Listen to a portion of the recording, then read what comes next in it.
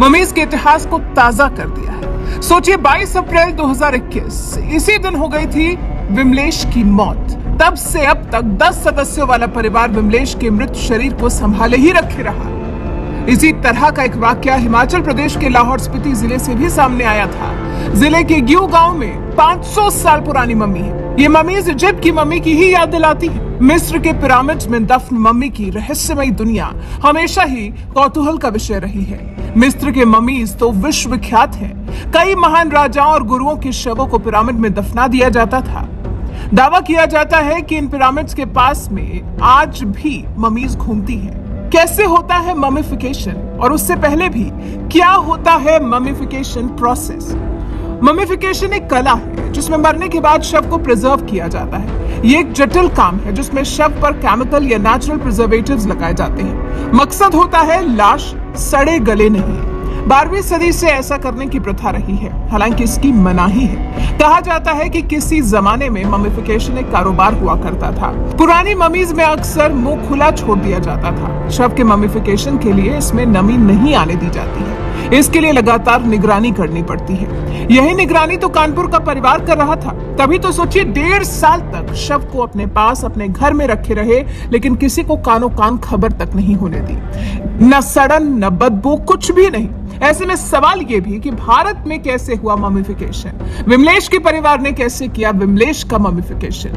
विमलेश सोनकर की मौत 22 अप्रैल 2021 को ही हो गई थी। अस्पताल ने डेथ सर्टिफिकेट भी जारी कर दिया था, लेकिन परिवार इस बात पर यकीन नहीं कर रहा था। परिवार यही मान रहा था कि विमलेश जिंदा है, क्योंकि 23 अप्रैल को जब परिवार के लोग विमलेश का अंतिम संस्कार करने के लिए ले जा रहे थे तो उन्हें विमलेश के शरीर में कुछ हरकत महसूस हुई थी, जिसके बाद हाथ में ऑक्सीमीटर लगाया तो पल्स रेट और ऑक्सीजन लेवल भी बताने लगा था। इस पर परिवार ने अंतिम संस्कार टाल दिया और शव को अपने पास ही रखे रहे।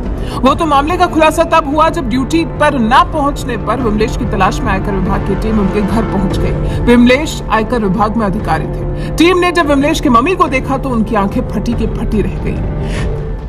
हैरानी वाली बात तो यह है कि लाश सड़ी क्यों नहीं? विमलेश के शव से बदबू क्यों नहीं आई? विमलेश को जिंदा मानकर पूरा परिवार उसकी सेवा में जुटा था। सुबह शाम शव को डिटॉल से साफ किया जाता था, तेल की मालिश होती थी, रोजाना कपड़े और बिस्तर बदले जाते थे। जिस कमरे में शव रखा था उसका एसी 24 घंटे ऑन रहता था। यही कारण था कि शव से न बदबू आई और न ही वो सड़ी। लेकिन हाँ, एक मम्मी जरूर बन गई। हिमाचल में 500 साल पुरानी मम्मी। 1975 में भूकंप के बाद एक बौद्ध भिक्षु की ममीफाइड बॉडी मिली थी। 2004 में इस जगह की खुदाई हुई थी। इसने सभी पुरातत्व के लोगों और ट्रैवलर्स में दिलचस्पी बढ़ा दी थी।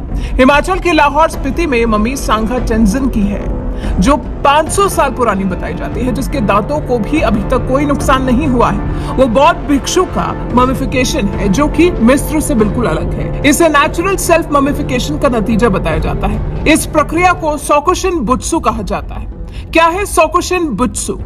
ये पद्धति जापान के बौद्ध भिक्षुओं से आई है। इसमें करीब 10 साल का समय लगता है। इस तरीके में धीरे धीरे भिक्षु भूख प्यास से मरने की तरफ बढ़ते हैं। इसके लिए वो जहरीली बूटियों का सेवन करते हैं। इस तरह से भिक्षु बैठी हुई मुद्रा में अपना जीवन समाप्त कर लेते हैं। उनके शरीर में थोड़ी नमी रहती है, लेकिन सभी जरूरी अंग सुरक्षित बने रहते हैं। सांगा टेंजिन की मम्मी आज भी मंदिर में बैठने की मुद्रा में सुरक्षित है। उनका मुंह खुला हुआ है, उनके दांतों को देखा जा सकता है। तो यह है ममिफिकेशन की पूरी कहानी और बौद्ध भिक्षुओं के मम्मी बनने का पूरा प्रोसेस।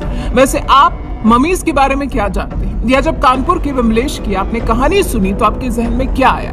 कैसे आप विमलेश की कहानी पर यकीन कर पाए? क्या आपने भी कभी अपने आसपास इस तरह की किसी कहानी को देखा या सुना है? अगर हाँ, तो कमेंट कर हमें जरूर बताएं।